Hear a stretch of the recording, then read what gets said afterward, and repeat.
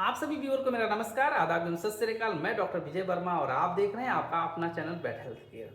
आज का जो हमारा वीडियो है बेसिकली फ्लूइड थेरेपी के ऊपर है और इसमें हम आपको ये बताएंगे कि कौन से ऐसे कारण होते हैं जिसकी वजह से हमें किसी एनिमल में फ्लूइड थेरेपी की आवश्यकता पड़ती है।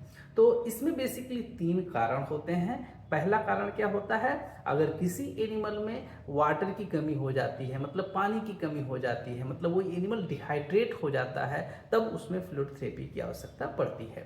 और दूसरा मुख्य कारण क्या होता है, अगर किसी एनिमल का जो ब्लड है या जो बॉडी है उसमें अगर इलेक्ट्रोलाइट इम्बैलेंस हो रहा है। इलेक्ट्रोलाइट में बेसिकली सोडियम है, पोटेशियम है, क्लोराइड आयन है, बाइकार्बोनेट आयन है, ये सारे अगर इसमें कोई कमी आती है या इनका जो भी प्रॉपर रेशियो होता है अगर वो डिस्टर्ब होता है, तो उस परिस्थिति में हमें उस एनिमल में फ्लूइड थेरेपी करने की आवश्यकता पड़ती है। तीसरा, अगर किसी एनिमल में एसिड बेस डिसबैलेंस होता है तब भी हमें फ्लूइड थेरेपी करने की आवश्यकता पड़ती है। एक्चुअली में एसिड बेस डिसबैलेंस होने से क्या होता है, उस एनिमल का जो ब्लड होता है उसका पीएच डिस्टर्ब हो जाता है और ब्लड में होने वाली जितनी भी हमारी फिजियोलॉजिकल रिएक्शंस होती हैं वो सारी की सारी पीएच पे डिपेंड करती हैं। अगर पीएच डिस्टर्ब होगा तो वो सारी की सारी फिजियोलॉजिकल रिएक्शंस को डिस्टर्ब करेगा। इसी वजह से अगर किसी एनिमल का जो ब्लड है अगर उसमें एसिड बेस डिसबैलेंस की कंडीशन डेवलप हो रही है तो उस परिस्थिति में हमें उस एनिमल को फ्लूइड देने की आवश्यकता पड़ती है। तो ये बेसिकली 3 कारण होते हैं। अगर इन तीनों कारणों में से कोई एक कारण या एक से अधिक कारण अगर उस एनिमल में डेवलप हो गए हैं तब हमें उस एनिमल को फ्लूइड थेरेपी करने की आवश्यकता पड़ेगी। सामान्य तौर पे कभी ऐसा नहीं होता है कि किसी एनिमल में वाटर की कमी हो जाए और इलेक्ट्रोलाइट की कमी ना हो। इसलिए ज़्यादातर केसों में आप देखेंगे कि किसी एनिमल में अगर वाटर की कमी हो रही है तो वाटर की कमी के साथ साथ उस एनिमल में इलेक्ट्रोलाइट की भी कमी हो जाती है।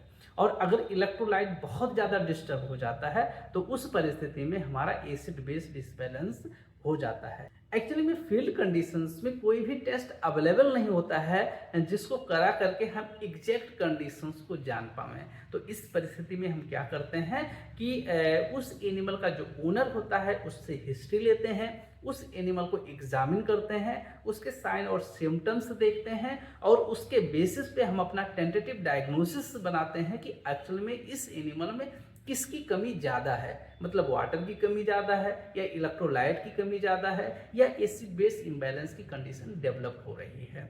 तो उस बेसिस पे हम अपना जो फ्लूइड कॉम्बिनेशन होता है उसको क्लियर करते हैं। इसीलिए जो फ्लूइड होते हैं वो कई तरह के होते हैं, क्योंकि जिसकी कमी होती है हमको उसी कमी को पूरा करना होता है, तभी जा करके हमारा जो एनिमल है वो नॉर्मल अवस्था में आएगा।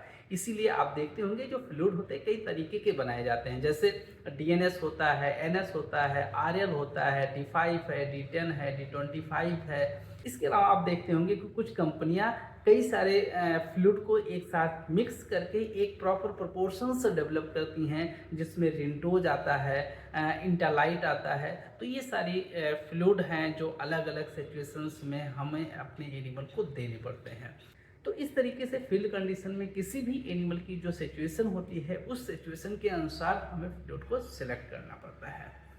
तो आज के वीडियो में बस इतना ही। इसके नेक्स्ट पार्ट में हम आपको डिहाइड्रेशन के बारे में बताएंगे और जो डिहाइड्रेशन होता है कितनी तरह का होता है, किस तरह के डिहाइड्रेशन में कौन सा फ्लूइड हमको देना चाहिए, इस सब के बारे में हम नेक्स्ट वीडियो में बात करेंगे। तब तक के लिए आप सभी व्यूअर का बहुत बहुत धन्यवाद। जय हिंद, जय भारत।